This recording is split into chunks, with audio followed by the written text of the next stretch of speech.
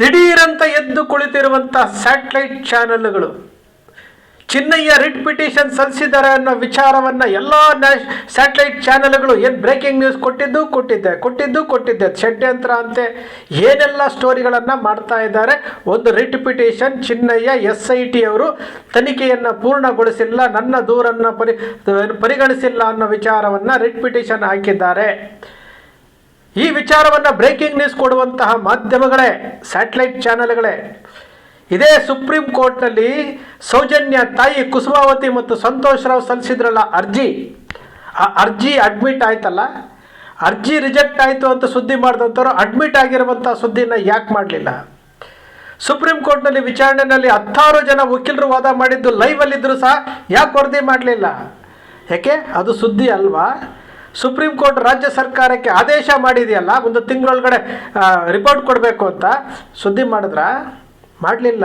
ಒಬ್ಬ ಪತ್ರಕರ್ತ ಅಂದರೆ, ಒಂದು ಪತ್ರಿಕೋದ್ಯಮ ಅಂದರೆ, ಒಂದು ಸ್ಯಾಟಲೈಟ್ ಚಾನಲ್ ಅಂದರೆ ಪ್ರಾಮಾಣಿಕವಾಗಿ ನಿಷ್ಪಕ್ಷಪಾತವಾಗಿ ಯಾವ ಸುದ್ದಿ ಇರುತ್ತೋ, ಯಾವುದು ಪ್ಲಸ್ಸು ಮೈನಸ್ ಯಾವುದು ಇರುತ್ತೋ ಎಲ್ಲದರ ವಿಚಾರವನ್ನು ಜನರಿಗೆ ತಿಳಿಸುವಂತೆ ಮಾಡುವುದೇ ನಿಜವಾದಂತಹ ಪ್ರಾಮಾಣಿಕವಾದಂತಹ ನೈತಿಕತೆ ಉಳ್ಳ ಮೌಲ್ಯವುಳ್ಳ ಪತ್ರಕರ್ತನ ಕರ್ತವ್ಯ, ಸ್ಯಾಟಲೈಟ್ ಚಾನೆಲ್ಗಳ ಕರ್ತವ್ಯ. ನೀವು ಮಾಡ್ತಾ ಇರೋದೇನು? ತಾರತಮ್ಯ. ನೀವು ಮಾಡ್ತಾ ಇರುವುದು ತಾರತಮ್ಯ. ಯಾರನ್ನು ಉಳಿಸ್ಲಿಕ್ಕೆ ಹೋಗ್ತಾ ಇದ್ದೀರಿ?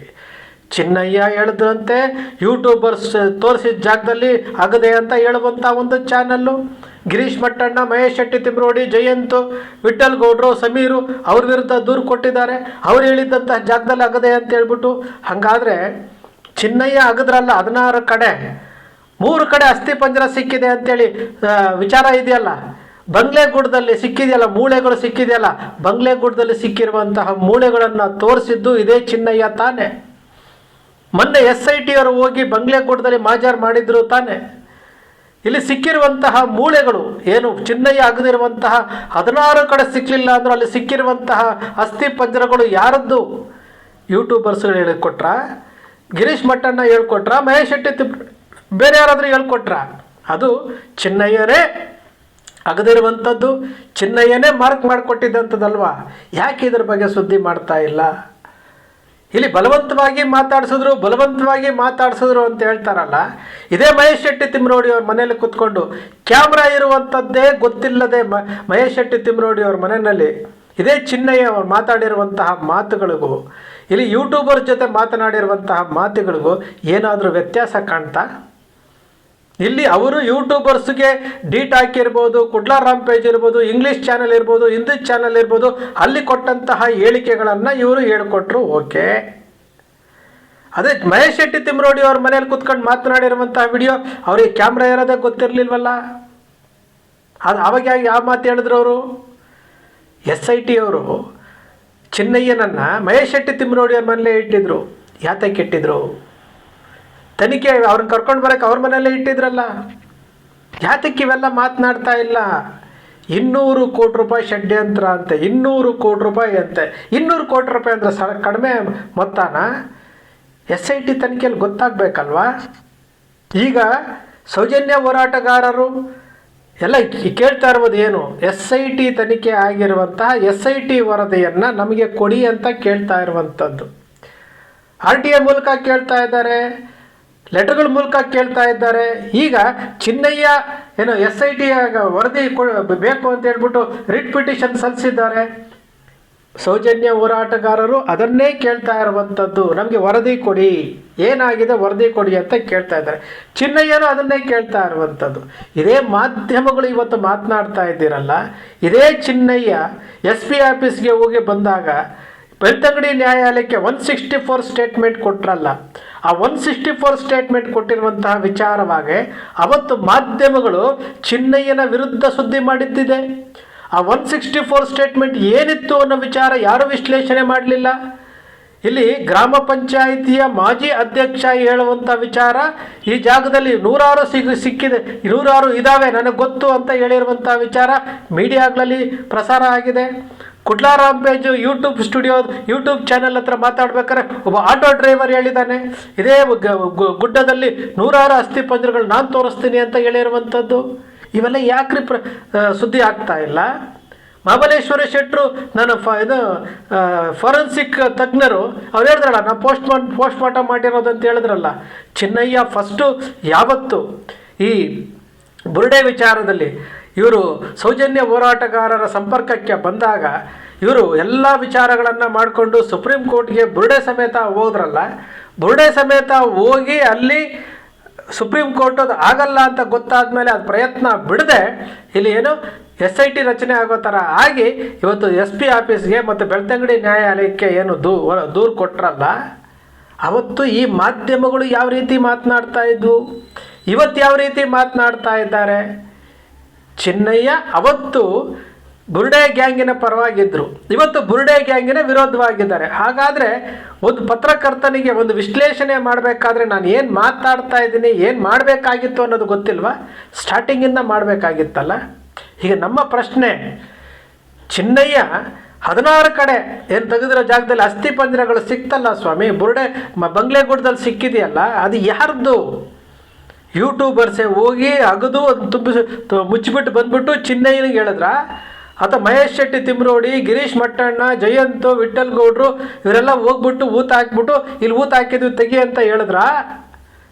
ಇದೆಲ್ಲನೂ ಸಹ ಏನು FSL ರಿಪೋರ್ಟ್ನಲ್ಲಿ ಗೊತ್ತಾಗ್ತದಲ್ವಾ, ಎಲ್ಲ ಹೊರಗಡೆ ಬರುತ್ತಲ್ವಾ. SIT ರಚನೆ ಮಾಡೋದು ಏನಕ್ಕೆ? ನಿಮಗೆ ದಿಢೀರಂತ ಎಚ್ಚೆತ್ಕೊಂಡ್ಬಿಡ್ತೀರಿ, ದಿಢೀರಂತ ಯಾರನ್ನೋ ಖುಷಿ ಪಡಲಿಕ್ಕೆ ಹೋಗ್ತೀರಿ. ಅದೊಂದು ದೊಡ್ಡ ವಿಚಾರ ಮಾಡಿಕೊಂಡು ಪ್ರಕಾಶ್ ರಾಜ್ಗೂ ಇದಕ್ಕೆ ಏನು ನಂಟು? ಇಲ್ಲಿ ನ್ಯಾಯ ಕೇಳೋದೇ ಒಂದು ತಪ್ಪಾದರೆ ಮಾಧ್ಯಮಗಳು ಮಾತನಾಡಬೇಕಾಗಿದ್ದಂತಹ ವಿಚಾರ, ಚಿತ್ರನಟ ಮಾತನಾಡ್ತಾನೆ, ಮಾಧ್ಯಮಗಳು ಮಾತನಾಡಬೇಕಾಗಿರುವಂಥ ವಿಚಾರ ಜನಸಾಮಾನ್ಯರು ಮಾತನಾಡ್ತಾ ಇದ್ದಾರೆ. ಜವಾಬ್ದಾರಿಯನ್ನು ಮರೆತ ಮಾಧ್ಯಮಗಳು ಇವತ್ತು ಆತ್ಮಾವಲೋಕನ ಮಾಡ್ಕೊಳ್ಬೇಕಾಗುತ್ತೆ. ಹೆಡ್ಡಿಂಗು, ಬ್ರೇಕಿಂಗ್ ನ್ಯೂಸು, ಹೌದು ಈ ಎಲ್ಲ ವಿಚಾರಗಳು ತನಿಖೆ ಆಗಬೇಕು ಅಂತ ತಾನೇ ಸೌಜನ್ಯ ವಿಚಾರದಲ್ಲಿ ಎಷ್ಟೆಲ್ಲ ಕಥೆಗಳನ್ನು ಕಟ್ಟಿದ್ರಿ, ಏನೆಲ್ಲ ಮಾಡಿದ್ರಿ, ಕೊನೆಗೆ ಸುಪ್ರೀಂ ಕೋರ್ಟ್ಗೆ ಹೋಗಿ ಅಡ್ಮಿಟ್ ಆಗಿಲ್ವಾ? ತನಿಖೆಗೆ ಆದೇಶ ಆಗ್ತಾ ಇಲ್ವಾ? ಇದು ಹಾಗೇನೆ ಚಿನ್ನಯ್ಯನಿಗೆ ಗೊತ್ತಿರುವಂತಹ ವಿಚಾರಗಳನ್ನು ಸೌಜನ್ಯ ಹೋರಾಟಗಾರರ ಜೊತೆ ಹಂಚಿಕೊಂಡು ಆದಿಚುಂಚನಗಿರಿ ಮಠಕ್ಕೆ ಹೋಗಿ ಚಿನ್ನಯ್ಯ ಸ್ವಾಮೀಜಿಗಳ ಮುಂದೆ ಸತ್ಯವನ್ನು ಹೇಳಿರುವಂಥದ್ದು ಇವೆಲ್ಲವೂ ಕಟ್ಟುಕತೆನಾ?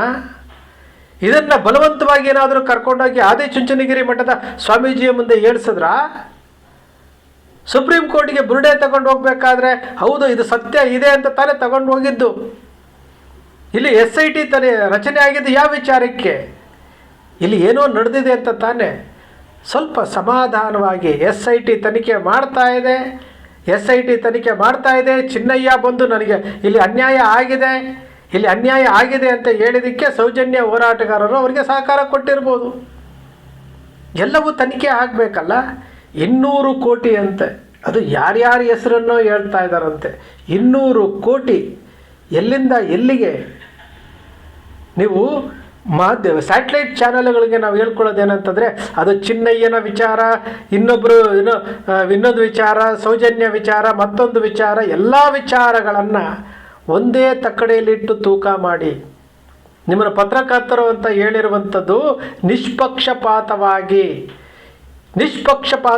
ಒನ್ ಸೈಡೆಡ್ ಆಗಕ್ಕೆ ಹೋಗಬೇಡಿ ಅಂತ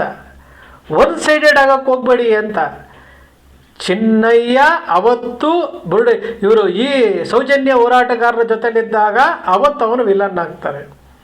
ಚಿನ್ನಯ್ಯ 164 ಸ್ಟೇಟ್ಮೆಂಟ್ ಕೊಟ್ಟಾಗ ಅವತ್ತು ಅವರು ಇವ್ರ ಪರವಾಗಿರ್ತಾರೆ. 164 ಸ್ಟೇಟ್ಮೆಂಟನ್ನು ಬದಲಾಯಿಸಿ ಕೊಟ್ಟಾಗ ಅವತ್ತಿಂದ ಇವತ್ತಿಗೆ ಅವರಿಗೆ ಜಾಮೀನು ಸಿಗುತ್ತೆ, ಜಾಮೀನಿಂದ ಹೊರಗಡೆ ಬರ್ತಾರೆ, ಕೋರ್ಟ್ ನಿರ್ದೇಶನ ಕೊಡುತ್ತೆ, ಮೀಡಿಯಾಗಳ ಮುಂದೆ ಬರಬಾರ್ದು ಅಂತ ಹೇಳುತ್ತೆ. ಅದಾದ ನಂತರ ಚಿನ್ನಯ್ಯ ಸೈಲೆಂಟ್ಗೆ ಹೋಗ್ತಾರೆ. ಇವಾಗ ಹೈಕೋರ್ಟ್ಗೆ ಅರ್ಜಿ ಸಲ್ಲಿಸಿದ್ದಾರೆ. ಹೈಕೋರ್ಟಲ್ಲಿ ಅರ್ಜಿ ಏನಾಗುತ್ತೆ? ನೀವೇ ನ್ಯಾಯಾಧೀಶರಾಗ್ಬಿಡ್ತೀರಿ, ನೀವೇ ವಕೀಲರುಗಳಾಗೋಗ್ಬಿಡ್ತೀವಿ, ನೀವುಗಳೇ ಎಕ್ಸ್ಪ್ಲನೇಷನ್ ಕೊಡ್ತೀರಿ, ಎಲ್ಲವೂ ನೀವೇ ಮಾಡ್ತಾಯಿದ್ರೆ ಅಲ್ಲಿಗೆ ಈ ಸ್ಯಾಟಲೈಟ್ ಚಾನೆಲ್ಗಳ ಬದ್ಧತೆ ಏನು? ವಿಚಾರ ಮಾಡಬೇಕಲ್ಲ. ಇಲ್ಲಿ ಆರಂಭಿಕದಲ್ಲಿ ಏನು ಹೇಳ್ತಿದ್ರು? ಯೂಟ್ಯೂಬರ್ಸ್ಗಳಿಗೆ ಹಣ ಬರ್ತಾ ಇದೆ, ವಿದೇಶದಿಂದ ಹಣ ಬರ್ತಾ ಇದೆ ಅಂತಲ್ಲ ಹೇಳಿದ್ದು. ಯಾಕೆ 1 ವರ್ಷದ ಮೇಲಾಯ್ತಲ್ಲ, ಯಾಕೆ ತನಿಖೆ ಮಾಡಲಿಲ್ಲ? ಯಾಕೆ ಎಲ್ಲಿ ಹೋಯ್ತಾ ತನಿಖೆಗಳೆಲ್ಲನೂ?